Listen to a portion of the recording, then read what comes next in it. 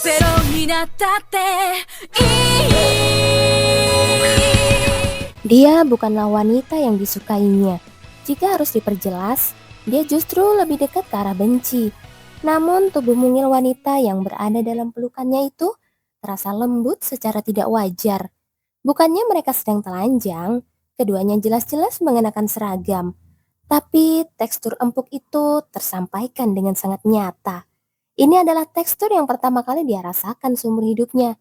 Sangat berbeda dengan dirinya, yang sulit sekali ditemukan bagian tubuh yang tidak keras. Bahkan suara nafas yang menyentuh dadanya pun terasa begitu lembut. Kylo berusaha keras membayangkan kata-kata kasar dan sorot mata penuh penghinaan yang pernah dilontarkan Agnes kepadanya di dalam kepala. Namun, itu tidak terlalu efektif. Aroma lembut yang meresap ke ujung hidungnya terus-menerus merangsangnya. Rangsangan itu begitu kuat hingga dia ragu apakah tubuhnya bisa menjadi sepanas ini hanya karena sebuah aroma. Apakah ini wangi bunga atau aroma tubuh? Kepalanya menjadi pening karena aroma hangat dan lembut yang baru pertama kali dia hirup.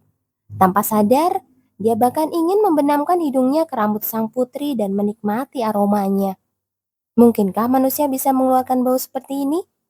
Bagi dirinya yang seumur hidup berguling-guling di tempat yang gersang, aroma tubuh orang lain hanyalah bau keringat. Namun dari Agnes, alih-alih bau keringat, hanya aroma manis yang tercium. Apakah karena dia anggota keluarga kekaisaran maka dia berbeda? Aroma bunga yang lembut bercampur dengan kesegaran buah persik. Kepalanya seolah dipenuhi kabut. Merasa ini tidak benar, Kylo mengeluarkan senjata pamungkasnya. Dia mulai membayangkan wajah orang-orang yang paling dia benci di dalam pikirannya. Raymond Spencer, ayahnya, ibunya yang sudah meninggal, lalu istri ayahnya beserta anak-anaknya. Orang-orang menyebalkan dari kesatria putih dan sang putri di hadapannya ini. Kali ini, untungnya cara itu berhasil. Namun, efeknya tidak bertahan lama akibat serangan Agnes selanjutnya. Maaf, Komandan, tubuhku lemas. Agnes bergumam pelan dan secara halus menyandarkan lebih banyak beban tubuhnya pada Kylo. Kylo kembali menggigit bibirnya dan memejamkan mata rapat-rapat. Berbeda dengan Kylo yang merasa momen ini sangat mengerikan hingga ingin mati, wanita di depannya merasa menderita dalam arti yang sama sekali berbeda. Rasanya mau mati. Itu bukan berarti dia benar-benar akan mati. Itu adalah ekspresi perasaan yang sangat kuat bahwa dia begitu bahagia. Agnes benar-benar merasa sangat bahagia hingga ingin menangis. Senangnya bisa terjebak di kotak sempit bersama karakter favoritku. Sepertinya dia senang menerima hadiah karena telah melakukan banyak perbuatan baik. Dari dekapan Kylo, tercium aroma yang sama dengan sapu tangan miliknya. Aroma Max dan sedikit wangi Min. Bagaimana mungkin prianya bahkan memiliki aroma tubuh yang sempurna ini? Agnes tiba-tiba penasaran. Dalam sejarah dunia, adakah wanita yang mati karena membenamkan hidungnya di dada karakter favoritnya? Mungkin dia adalah yang pertama. Kematian yang terhormat itu sangat disambut baik. Dia memejamkan mata dan berdoa agar momen ini tidak pernah berakhir. Seorang penggemar beruntung yang terjebak selama 30 menit bersama karakter favorit di ruang sempit yang satu-satunya kekurangannya hanyalah sempit dan gelap. Dia ingin waktu berhenti selamanya dan dirinya menjadi fosil. Semakin dia menghirup aroma tubuhnya yang harum, Agnes merasa hatinya semakin meluap-luap. Akhirnya, hati seorang otaku mulai melaju tanpa kendali. Agnes mengumamkan kata-kata yang tidak sanggup dia ucapkan dengan lantang di dalam hatinya. Kylo, maafkan aku. Sebenarnya, hampir semua fan art tentangmu yang kubuat di kehidupan sebelumnya itu ratingnya 19+. Dia tidak mendapatkan 200.000 pengikut di TikTok tanpa alasan. Benar-benar sangat bahagia. Agnes merasa sangat bangga dan kagum pada dirinya sendiri yang baru saja menginjak jebakan tadi. Dan yang terpenting, teman-teman monster, terima kasih banyak. Agnes menyampaikan rasa terima kasihnya kepada monster yang telah memasang jebakan, sembari menikmati pelukan Kylo sedikit lebih lama. Namun sebelum genap 30 menit, tepatnya dalam 20 menit, keduanya keluar dari ruang dimensi tersebut. Segera setelah mereka keluar, Kylo terduduk di tanah dan menghembuskan nafas kasar. Dia benar-benar merasa hampir mati. Dia harus bertahan sekuat tenaga agar bagian bawah tubuhnya tidak bersentuhan dengan Agnes. Sampai-sampai pinggangnya terasa mati rasa. Agnes memperhatikan Kylo sambil berdecak dalam hati karena merasa sayang momen itu berakhir. Dari dahi Kylo yang sedang terduduk di tanah, keringat mengalir deras. Agnes pun merasa iba melihatnya. Apa berada bersamaku sebegitu mengerikannya? Momen yang bagi Agnes sangat membahagiakan hingga ingin menjadi fosil, tampaknya bagi Kylo adalah momen mengerikan yang membuatnya berkeringat dingin. Meski menyedihkan, dia sadar bahwa hubungan buruk di masa lalu tidak bisa diperbaiki dalam sekejap. Sebagai sosok dengan mental baja, alih-alih merasa terluka, Agnes berpikir bahwa dia harus berusaha lebih keras lagi. Lalu dia mendekati pria itu. Anda baik-baik saja, Komandan? Mendengar pertanyaan Agnes, barulah Kylo tersadar. Dia menghela nafas panjang dan bangkit berdiri. Aku baik-baik saja. Kedepannya saya akan lebih berhati-hati agar tidak menginjak jebakan lagi. Padahal, mata Agnes sedang dengan cepat menyisir lantai hutan, mencari di mana jebakan berikutnya berada. Mendengar ucapannya, Kylo menepuk-nepuk debu di lengan bajunya dan berkata, jebakan itu sulit ditemukan dengan mata telanjang, jadi akan susah ditemukan. Lebih baik jika Kylo menghentikan kalimatnya. Sejujurnya, menurutnya akan lebih baik jika Agnes tidak berjalan sama sekali. Jebakan yang dipasang oleh para monster sulit dibedakan secara visual oleh orang yang tidak terbiasa bertempur.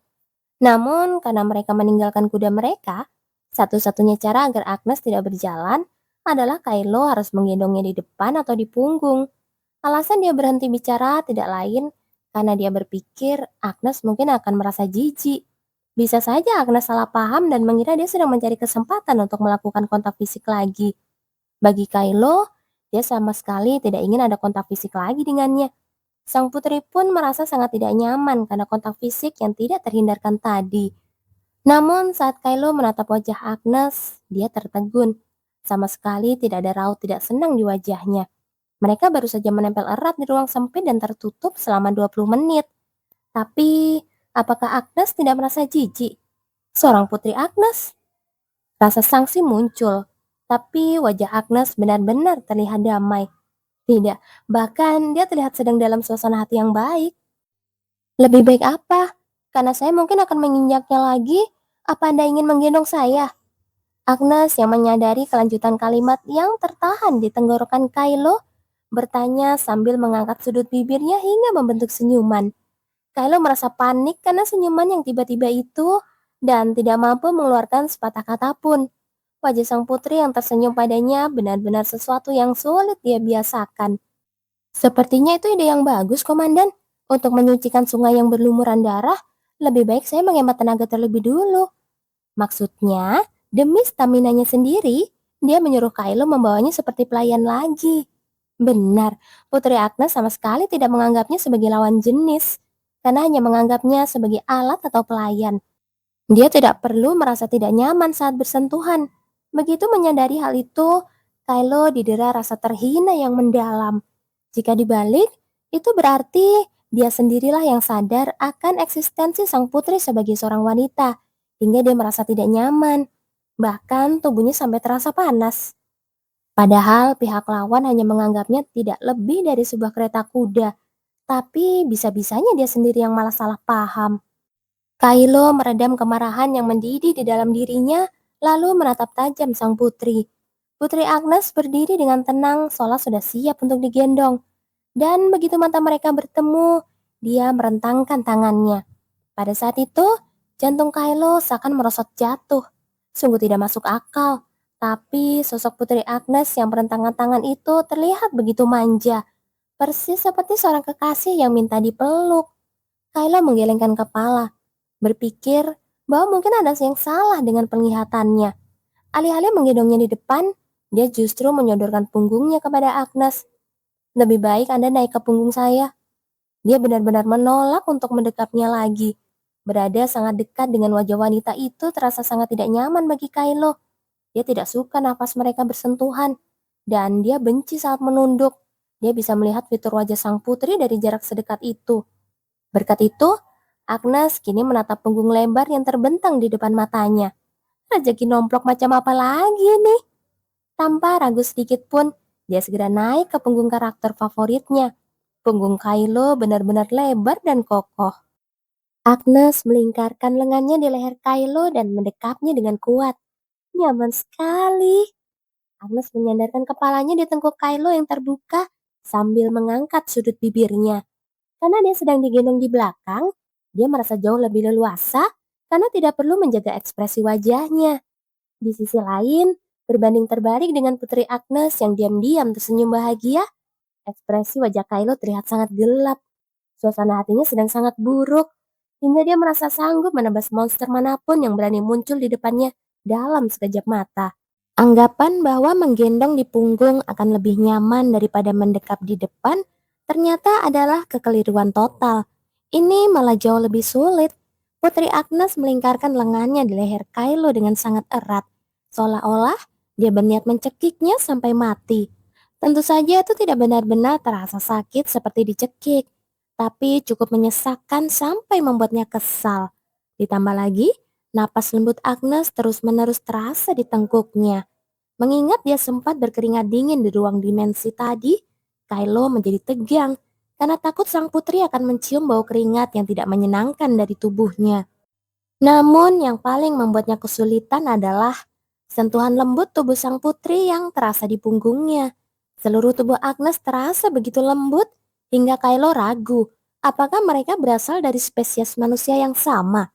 Karena sensasi yang sulit dilukiskan itu, Kylo rasanya ingin hancur menjadi debu dan menghilang dari sana saat itu juga. Maka dari itu, dia terus berjalan dengan raut wajah menyeramkan sambil memaksakan diri membayangkan wajah orang-orang yang dia benci. Jika saja ada monster yang muncul, dia bisa melampiaskan amarahnya.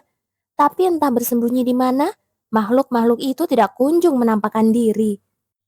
Di sisi lain, Agnes yang tidak tahu ekspresi apa yang sedang ditunjukkan Kylo, merasa otaknya sedang dipenuhi bunga-bunga yang bermekaran. Sambil menahan diri agar tidak mengayun-ayunkan kakinya karena senang, Agnes mengerjapkan mata. Dia melihat jebakan yang tampak dari kejauhan. Agnes berdecak dalam hati karena merasa sayang. Dia berdoa dengan sungguh-sungguh di dalam hati agar Kylo menginjaknya. Tapi itu sia-sia. Meski Kylo tampak hanya melihat lurus ke depan, dia secara ajaib berhasil menghindari semua jebakan itu. Kemudian sesuatu muncul di depan mata mereka. Itu adalah sungai besar yang bermula dari titik tengah hutan tersebut. Di depan sungai yang mengalirkan air penuh darah itu, Kylo menurunkan Agnes. Ekspresi keduanya berubah karena terkejut. Bau amis yang dia cium di aliran air dekat tempat pengungsian hanyalah puncak dari gunung es. Agnes merasa hampir tercekik oleh bau darah yang menusuk hidung. Di dalam hutan tadi, aroma ini tidak terlalu tercium karena tertutup rimbunnya pepohonan. Sepertinya pencemaran dimulai dari sebelah sana. Kylo menunjuk ke seberang sungai. Mereka tidak perlu naik perahu untuk menyeberang. Karena ujung hutan itu menyambung, mereka bisa sampai ke seberang jika berjalan memutar agak jauh. Sesuai ucapannya, polusi tampak dimulai dari sisi sana. Bagian hulu sungai terlihat masih memiliki air yang jernih tanpa pencemaran. Kylo merasa ragu, apakah mungkin untuk memurnikan air sebanyak ini? Polusinya begitu parah, seolah-olah butuh seluruh penyihir dari ibu kota untuk menyelesaikannya. Ini bukan sekedar air yang bercampur darah, tapi konsentrasinya begitu pekat hingga bisa dianggap bahwa seluruh sungai itu adalah darah. Sepertinya memurnikannya harus menjadi prioritas utama. Agnes mengeluarkan tongkat perak dari balik seragamnya. Selagi Agnes melakukan pemurnian, Kylo berdiri di belakangnya untuk berjaga-jaga dari serangan mendadak monster. Sama seperti pemikiran Kylo. Agnes pun menilai bahwa pemurnian ini mungkin akan sulit. Apa bakal berhasil ya? Namun dia harus mencobanya sendiri. Mungkin saja bisa jika dia mencoba memurnikannya beberapa kali dengan bantuan kekuatan batu mana. Agnes merentangkan tangan yang menggenggam tongkat dan memejamkan mata. Dia bisa merasakan mana di dalam tubuhnya berputar dan berpindah melalui tangan menuju tongkat tersebut. Sensasi kesemutan seperti dialiri arus listrik terasa di tubuhnya. Agnes memusatkan perhatian, seolah mendorong seluruh mana di tubuhnya ke dalam batu mana. Seketika itu juga, cahaya agung meledak. Karena ledakan cahaya yang terjadi di depan matanya, Kylo memejamkan mata rapat-rapat dan memalingkan wajah. Ini adalah kedua kalinya dia menyaksikan cahaya agung tersebut.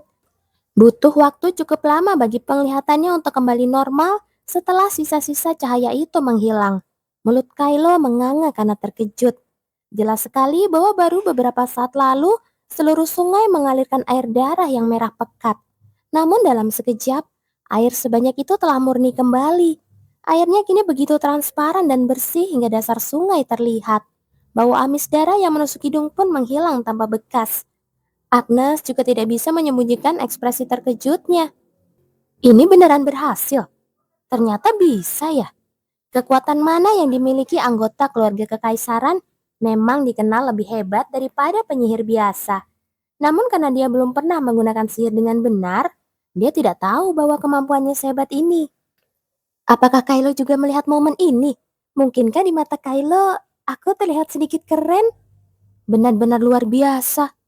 Kylo bergumam linglung, seperti seseorang yang baru saja menyaksikan sebuah keajaiban. Dan Agnes menatap Kylo seolah terhipnotis. Sisa-sisa butiran cahaya yang melayang di sekitar Agnes terpantul di pupil mata pria itu. Mata birunya yang sewarna langit berkilauan jernih bersama cahaya tersebut. Begitu indah, hingga dia tidak bisa memalingkan wajah. Mata Kylo benar-benar seperti permata. Saat itulah, ketika keduanya sedang tenggelam dalam dunia masing-masing, "Komandan!" Sebuah suara berat terdengar dari suatu tempat. Saat mereka menoleh, seorang pria bertubuh raksasa sedang melambaikan tangan dari seberang sungai. Itu adalah Victor, dan di sampingnya, seorang gadis kecil menggerakkan tangannya dengan malu-malu. Tapi, kenapa keadaan mereka seperti itu? Agnes curiga, jangan-jangan air darah yang dia murnikan tadi semuanya berpindah ke dua orang itu. Victor dan Anna benar-benar tampak seperti baru saja diguyur darah dari kepala hingga kaki. Orang akan percaya jika ada yang bilang mereka baru saja berenang di sungai darah. Sepertinya kita harus ke sana dulu, Komandan. Keadaan mereka berdua terlihat agak parah. Iya, Kylo yang baru tersadar mendengar ucapan Agnes segera menatapnya. Agnes yang sempat ragu-ragu, perlahan berjalan ke belakang punggung Kylo. Itu adalah isyarat minta digendong lagi. Kali ini, Kylo menggendongnya tanpa keluhan. Setelah membangkitkan mukjizat sebesar itu, sudah pasti rasa lelah akan menyerang. Daripada Agnes pingsan lagi seperti kemarin, lebih baik dia menggendongnya sejak awal. Begitu mereka berdua memutari lewat pinggiran hutan dan sampai ke seberang sungai, Victor dan Anna menyambut mereka dengan wajah berseri-seri. Seolah-olah baru saja puas bermain. Monster-monsternya bermunculan seperti kentang yang dicabut, perburuan yang menyenangkan. Sungguh luar biasa, bisa menikmati perburuan sepenuhnya seperti ini, benar-benar. Bahkan di medan perang pun belum pernah. Momen yang berharga. Agnes mendengarkan ulasan mengerikan dari mereka berdua dengan wajah kaku. Segera setelah mereka selesai bercerita, Agnes langsung memurnikan mereka. Tubuh yang berlumuran darah itu pun kembali bersih seketika. Dan berkat Anna, mereka akhirnya tahu penyebab air sungai itu bersimbah darah. Monster yang selamat, mereka mengumpulkan bangkai monster lain dan membuat altar. Darahnya terkumpul di sana dan sepertinya monster yang selamat mengumpulkan bangkai rekan mereka yang mati di medan perang untuk mengadakan upacara kebangkitan. Dalam proses itu, darah yang mengalir tanpa henti bercampur dengan air sungai dan menjadi penyebab polusi. Karena para monster berkumpul di satu tempat untuk upacara tersebut, terjawab sudah mengapa Agnes dan Kylo tidak bertemu satupun monster. Kalian sudah bekerja keras. Mendengar pujian Kylo, kedua anak SD itu pun tersenyum bangga. Keempat orang itu terus melakukan penyisiran di berbagai sudut desa hingga dini hari. Karena ini adalah tempat tinggal di mana penduduk desa harus kembali dan hidup dengan aman seperti dulu. Proses pencarian dilakukan dengan sangat teliti. Agnes bisa merasakan betapa menderitanya para anggota kesatria hitam yang reputasinya buruk di masyarakat. Padahal sebenarnya mereka bekerja sangat keras. Raymond Spencer, mereka sendiri melakukan misi di tempat nyaman dekat ibu kota, tapi mengambil semua reputasi dan jasa. Agnes kini paham sepenuhnya mengapa anggota kesatria hitam sangat membenci orang-orang kesatria putih. Ngomong-ngomong, Dalam proses penyisiran yang teliti itu, mereka mengumpulkan banyak jebakan yang terjatuh di hutan. Di tengah obrolan ketiga orang lainnya, Agnes diam-diam menyembunyikan satu buah jebakan di balik pakaiannya. Nanti aku harus pergi lagi dengan Kylo. Saat itu, dia berharap mereka bisa terjebak di saat hubungan mereka sudah lebih baik dari sekarang. Waktunya juga harus penuh 30 menit tanpa kurang. Harusnya tadi aku ambil 10 biji. Di tengah pemikiran itu, Agnes merasa menyesal dan mulai melirik-lirik mencari kesempatan untuk mencuri lebih banyak jebakan lagi. 憧れを目指して